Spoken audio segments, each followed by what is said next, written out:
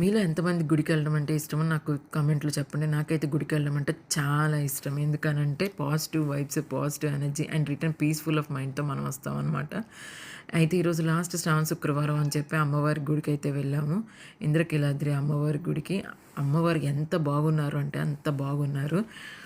ఈరోజు జనాలు కూడా చాలామంది వచ్చారనమాట. అయినా గానీ దర్శనం చాలా జరిగింది. ఇక్కడి నుంచి వ్యూ చూస్తే ఎంత బావుందో విజయవాడ వ్యూ మొత్తం కనిపిస్తుందనమాట. ఇంకా అమ్మవారి దగ్గర సాష్టాంగ నమస్కారాలు అన్నీ పెట్టుకొని, ఇంకా పక్కనే ఉన్న సుబ్రహ్మణ్యేశ్వర స్వామి గుడి, వినాయకుడి గుడి ఇవన్నీ చూసుకొని పక్కనే ఉన్న శివాలయానికైతే వెళ్ళిపోయాం.